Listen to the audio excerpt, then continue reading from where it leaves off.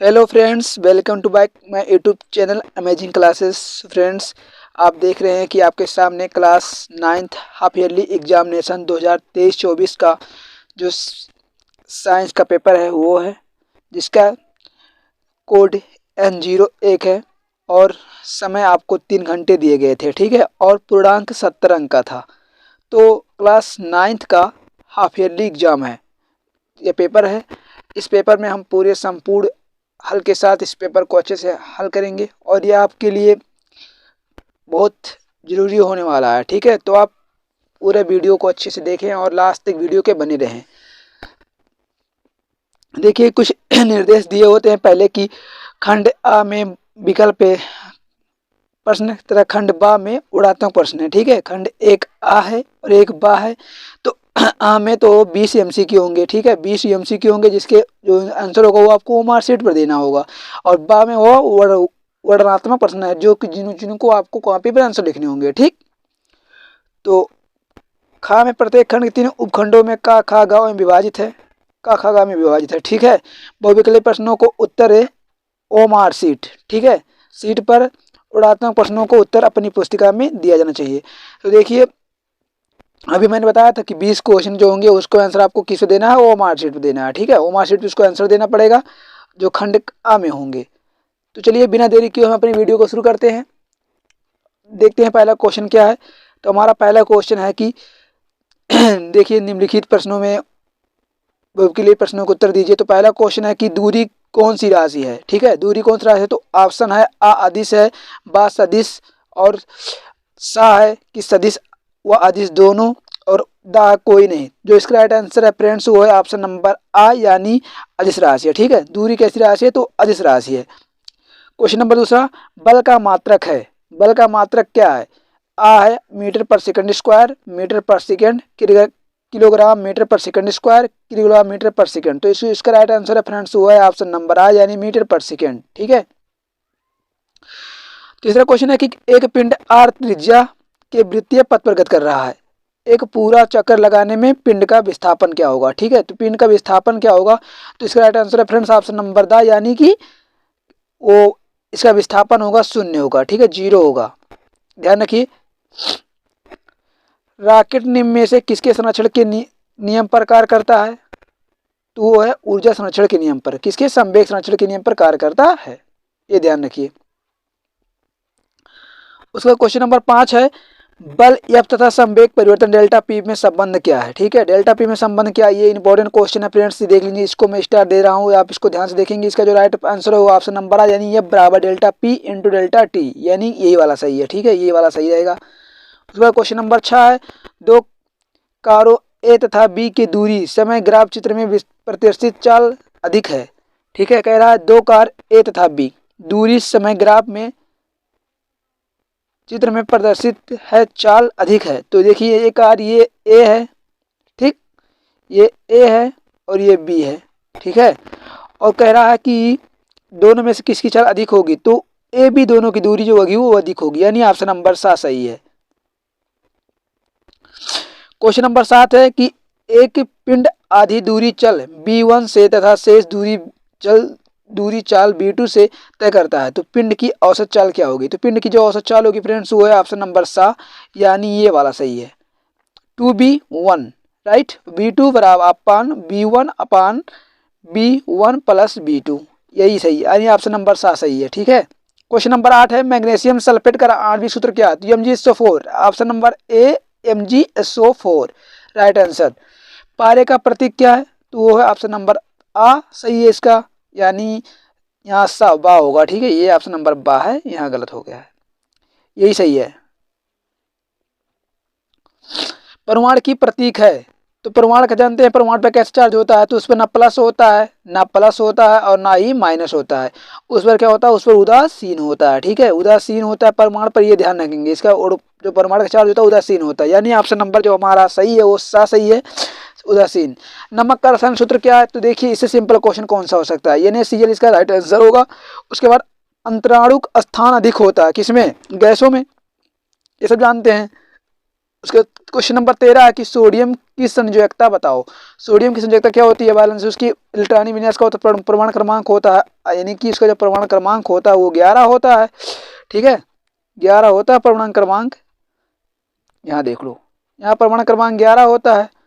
ठीक, तो इसका इलेक्ट्रॉनिक विन्यास होगा 2,8,1, जिसको लास्ट में बचता है वही संयोजकता होता है, तो ये की ऑप्शन नंबर 1। ठीक, ये इसका संयोजकता होगा। ठीक है, जल का अणुभार कितना होता है, तो देखिए 18 होता है, ये बात सही है। क्वेश्चन नंबर 15 है कि केंद्र की खोज किसने की। केंद्र की खोज किसने की, तो रॉबर्ट ब्राउन ने किया था। ठीक है, 1831 में किया था, ये ध्यान रखिएगा। आपसे कोई भी मतलब सन भी पूछ लेता कि किस सन में किया गया था। क्वेश्चन नंबर 16 की सामान्य मनुष्य में गुणसूत्रों की संख्या होती है, ये इंपॉर्टेंट क्वेश्चन है, देख लेंगे। इसका ऑप्शन जो है सही हुए तो इसका ऑप्शन असही है। ठीक है, 46 होते हैं, 46 गुणसूत्र होते हैं, 23 जोड़ी होते हैं, 23 जोड़ी होता है। ठीक है, 23 जोड़ी होता है। ठीक है, और 46 जो होते हैं वो गुणसूत्र होते हैं। ठीक है, ध्यान रखेंगे इसको।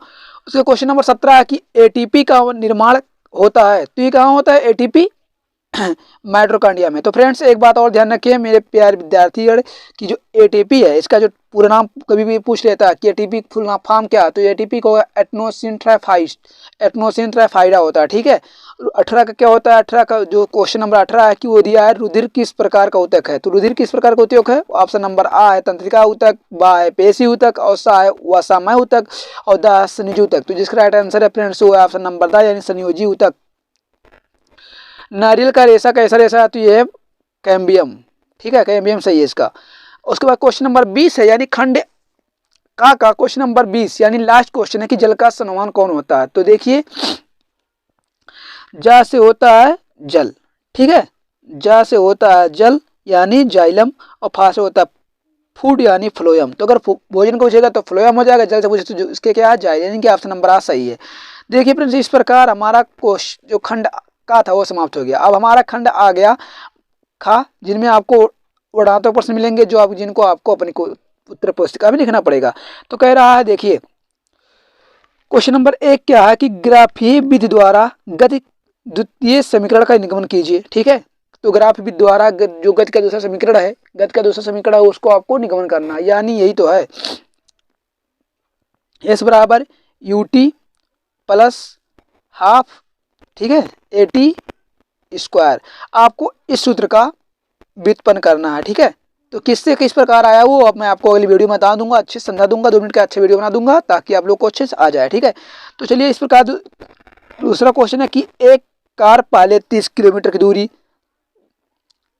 किलोमीटर प्रति घंटा की समान चाल से तय करती है। ठीक है, तथा अगले 30 किलो की दूरी किमी पर हावर पर एक समान चाल से तय करती है। कार की औसत चाल ज्ञात करो।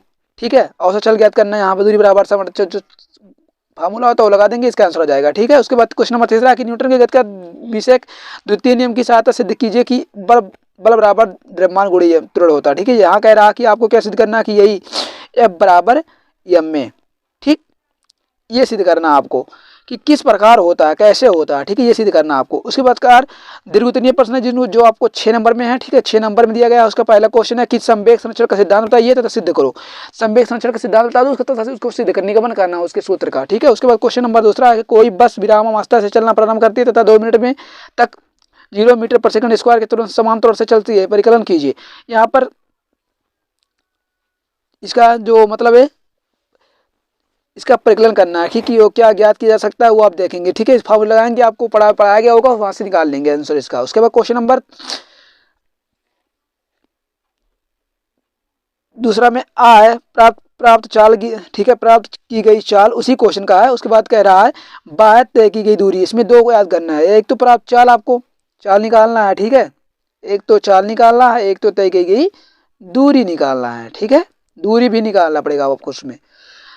उसके बाद क्वेश्चन नंबर खंड नंबर गा है जिनको आपको 8वें नंबर पर पूछा गया। ठीक है, पहला है कि समांगी तथा विसमांगी सड़क को उदाहरण सहित बताइए। समांगी क्या होता है, मैं फ्रेंड्स आपको एक भाषा बता देता हूँ कि जिनमें जो आयु ऐसे आयु जिनको हम अपने नंगी आंखों से देख ना सके, वो उसी में प्रकाश घुल जाए तो वो क्या होता है, समांगी होता है। अब समांगी क्या होता है, जिनको हम खुली आंखों से देख सकते हैं, मतलब जिनको विसरण हमें अपने आसानी से दिखाई दे तो वो क्या होता है, विसमांगी होता है। वैसे तो आपको 8 नंबर भी लिखना तो कुछ अच्छे से लिखना पड़ेगा, ठीक है। उसके बाद क्वेश्चन नंबर 2 कि 1 बिलियन में 400 ग्राम विलायक है, जल में 50 ग्राम साधारण नमक मिले है, बिलियन का सांद्रता ज्ञात कीजिए। तो आपको बिलियन की सांद्रता बताना है, ठीक है। उसके बाद क्वेश्चन नंबर 3 कि आवासाड़ी में कैल्शियम की स्थिति बताओ। आवासाड़ी में कैल्शियम की स्थिति बताना, जिनको आप 8 नंबर में 3 क्वेश्चन पूछे गए थे, ठीक है। उसके क्वेश्चन नंबर किन्हीं एक प्रश्न का उत्तर किन्हीं एक प्रश्न को करें, ठीक है। अब देखिए खंड नंबर है एक ही कर रहा है, यूरिया में नाइट्रोजन की प्रतिशत मात्रा ज्ञात करें, या तो कोलाइडी विलयन किसे कहते हैं, इसकी गुणों को भी बताओ। या तो आप ये करें या तो ये करें, यहाँ तो आप क्योंकि आपको यहाँ बताया गया किन्हीं में से कोई एक ही करना है, ठीक है, जिनके लिए आपको 6 नंबर मिल जाएंगे। उसके बाद खंड नंबर घा आता है कि लघुत्तरीय प्रश्न है, संवहन ऊतक किसे कहते हैं, इनके प्रकार बताइए, ठीक है, ये आपको लिखना है। उसके बाद पौधे में वाष्पोत्सर्जन की कार्य बताइए, ये आपको कर देना है। कोशिका द्रव्य किसे कहते हैं, तो इसकी परिभाषा लिख देनी है। उसके बाद इसके लिए आपको 12 नंबर मिल जाएंगे, ठीक है। उसके बाद क्वेश्चन नंबर 6 है, यानी दीर्घ उत्तरीय प्रश्न किसी एक प्रश्न को हल करना है कि पादप कोशिका का नामांकित चित्र बनाना है, ठीक है। पादप कोशिका का जो है नामांकित चित्र बनाना है, या तो ये कराओ या तो पादप कोशिका तो जंतु कोशिका में अंतर बताओ। तो या तो आप इसे करिए या तो आप इसे करिए, आपको ऊपर डिपेंड करता है, जिसके लिए आपको 6 नंबर मिल जाएंगे, ठीक। इस प्रकार आपको क्वेश्चन पेपर समाप्त हुआ। तो आई होप मैंने आपको पूरा पेपर अच्छे से बता दिया है। अगर 20 MCQ में दिक्कत आपको कहीं हो रहा है तो एक बार वीडियो को फिर से देख लीजिएगा, और जो ऊर्ध्वात्मक प्रश्न है उनको तो आपको करने पड़ेंगे, बट आई होप मैंने जो बताया है इसके लिए अच्छे से तैयारी कर लीजिए, और आई होप आपको वीडियो समझ में अच्छे से आ गया होगा। अगर वीडियो समझ में आ गया है आपको तो वीडियो को लाइक करें, सब्सक्राइब करें, चैनल को सब्सक्राइब करें और बेल आइकन को भी प्रेस करें, ताकि इस तरह के जो लेटेस्ट वीडियो हैं आप तक तुरंत पहुंचे। और क्लास 9 तक के स्टूडेंट तक ये वीडियो को जरूर से ज़्यादा शेयर करें, ताकि उनको भी इस वीडियो का लाभ मिल सके। तो चलिए मिलते हैं अगली वीडियो में, तब तक के लिए जय हिंद, जय भारत, वंदे मातरम।